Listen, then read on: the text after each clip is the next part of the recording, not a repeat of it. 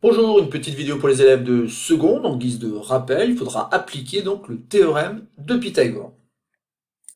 Et dans cet exercice de début d'année, donc ABC est un triangle rectangle en B, et dans chaque cas, il faudra calculer la longueur manquante. Donc petit a, on va nous donner la longueur AB qui est égale à 3, et la longueur BC qui est égale à 4. Petit b, on connaîtra encore la longueur AB, cette fois-ci elle est égale à 5, et AC sera égal à 13. Et enfin, petit c, AC sera égal à 9, et BC sera égal à 4. Et ici, bien qu'on parle bien du théorème de Pythagore, je considère que la calculatrice n'est pas indispensable, donc vous pouvez la laisser de côté et essayer de faire les calculs, donc entre guillemets à la main, et vous verrez que ça fonctionne bien. On arrive bien à trouver la longueur montante. Peut-être que ça sera une longueur qui s'écrira sous la forme d'un entier, ou peut-être qu'elle s'écrira sous la forme d'une racine carrée. Et donc maintenant, vous pouvez appuyer sur pause et commencer l'exercice. Alors commençons par un petit rappel, donc le théorème de Pythagore, que vous pouvez trouver peut-être dans votre partie cours, et que je donne à mes élèves, s'écrit sous la forme suivante. Si un triangle ABC est rectangle en A, alors BC au carré est égal à AB au carré plus AC au carré. Donc ici, il n'y a pas de figure, mais il est important d'avoir en tête que le triangle ici, il est bien rectangle en A, et donc vous devez vous rappeler que BC, c'est rien d'autre que l'hypoténuse. D'où l'intérêt à chaque fois quand même de faire une figure à main levée qui correspond donc à l'exercice. Donc ici notre théorème s'applique pour un triangle rectangle en A, donc voilà la figure qu'on pourrait avoir. Et encore une fois, BC, cela représente donc l'hypoténuse. Et l'hypoténuse, dans un triangle rectangle, c'est rien d'autre que le plus grand côté, donc le côté qui est à l'opposé de l'angle droit. Et donc ici, j'ai passé en jaune donc l'hypoténuse. Donc la propriété du théorème de Pythagore nous dit tout simplement que le carré de la longueur de l'hypoténuse est égal à la somme des carrés des longueurs des deux autres côtés. Et donc le piège dans un exercice, c'est d'oublier de faire cette figure à main levée et d'appliquer, entre guillemets, bêtement cette égalité, qui n'est pas toujours vraie, puisqu'elle n'est vraie que dans un triangle rectangle en A. Or, dans notre exercice, le triangle est rectangle en B. Et pour réaliser donc cet exercice, il va falloir faire une figure à main levée, où on a affaire à un triangle qui est rectangle en B, un triangle A, B, C. Et simplement après, on va pouvoir répondre donc aux consignes qui consistent tout simplement ici à calculer la longueur manquante. Et donc, petit a, on va rappeler que ABC est rectangle en B, et donc d'après le théorème de Pythagore, on doit donc écrire que le carré de la longueur de l'hypoténuse, qui est ici AC, donc je vais écrire AC au carré, est égal donc à la somme des carrés des longueurs des deux autres côtés. Donc AC est égal à AB au carré plus BC au carré. Et ça sera valable finalement pour le petit a, mais aussi pour le petit b et le petit c. Sauf qu'ici, je vais pouvoir remplacer par les données de l'exercice. Et on m'a donné justement la longueur AB. Donc je vais pouvoir remplacer AB c'est 3, donc je vais avoir 3 au carré, plus BC au carré qui va devenir 4 au carré. Et tout cela, bien sûr, c'est égal à AC au carré. Donc j'obtiens que AC au carré est égal donc à 3 multiplié par 3 qui donne 9, plus 4 multiplié par 4 qui donne 16, et donc la somme des deux, ça va me donner 25. Donc AC au carré est égal à 25, mais attention, ici on a obtenu donc le carré de la longueur AC, et nous on veut la longueur AC. Donc AC, eh ben, ça va être le nombre qui au carré donne 25, et ça vous l'avez vu, ou vous allez le revoir, mais on va obtenir racine carrée de 25 pour la longueur AC. Et racine carrée de 25, il faut simplement savoir que finalement, ça cache tout simplement le nombre 5. Pourquoi? Parce que 5 est un nombre positif qui, lorsqu'on l'élève au carré, donne bien 25. Donc racine carrée de 25, c'est égal à 5. Et donc on a déterminé donc la longueur de l'hypoténuse ici, AC, et c'est égal à 5.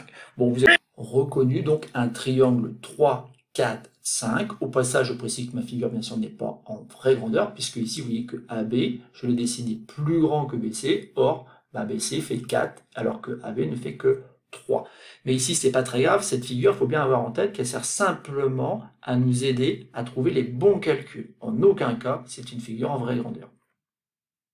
Passons maintenant au petit b.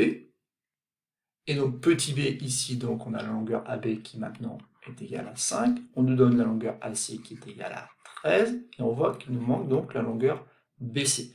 Tout le reste, je l'ai gardé, puisque ABC est bien un triangle rectangle en B, et on peut donc utiliser encore le théorème de Pythagore. Donc, ici, on va remplacer AC, ça va devenir 13, donc on a 13 au carré. AB, c'est 5, donc on a 5 au carré, plus la longueur BC au carré.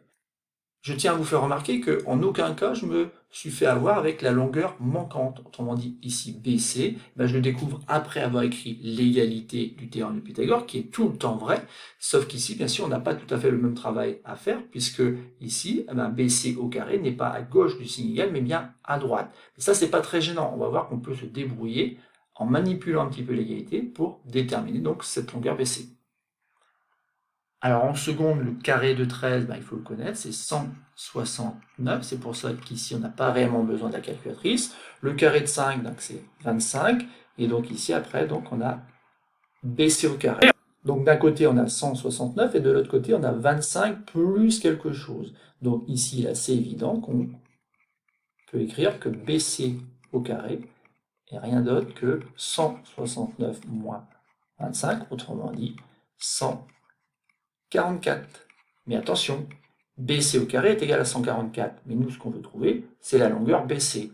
Donc, une nouvelle fois, on va faire appel à la racine carrée de, cette fois-ci, 144. Sauf que 144, c'est encore un carré parfait, c'est le carré de 12. Et donc, vous devez savoir que racine carrée de 144, c'est rien que le nombre 12. Donc, ça y est, on a bien calculé la longueur manquante BC et on a trouvé 12. On peut donc passer au petit c. Là encore, je conserve donc le fait que ABC est rectangle en B, et d'après le théorème de Pythagore, on a toujours la même égalité, AC au carré est égal à AB au carré plus BC au carré. Sauf que cette fois-ci, donc on nous donne la longueur de l'hypoténuse, 9, la longueur d'un des côtés de l'angle droit, BC, qui est égal à 4, et donc on doit calculer la longueur manquante, c'est-à-dire la longueur AB.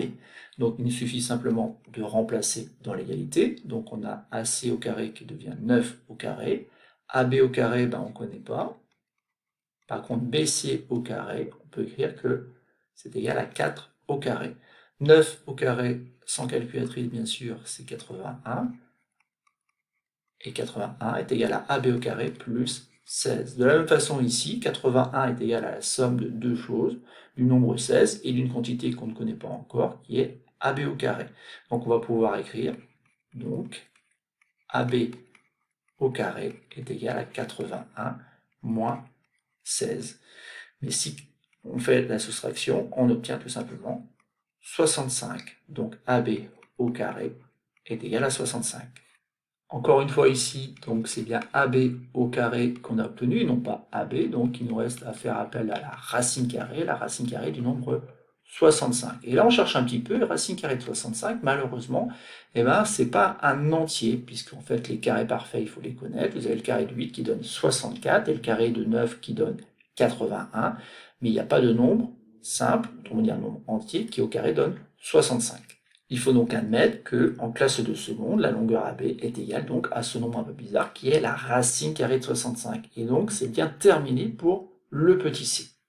On peut néanmoins faire une petite remarque, c'est tout simplement que le nombre racine carrée de 65, comme je l'ai dit, c'est un nombre qui est compris entre 8 et 9. Alors pourquoi 8? Parce que 8 au carré, ça donne 64, donc c'est trop petit puisqu'on veut obtenir 65, et 9 au carré, ça donne 81. Alors ça, il faut être capable de le faire sans calculatrice, être capable d'encadrer donc la racine carrée d'un nombre entre deux entiers consécutifs. Donc ici, ça fait à peu près, disons, 8, si l'unité est en centimètres, donc ça fera à peu près 8 cm.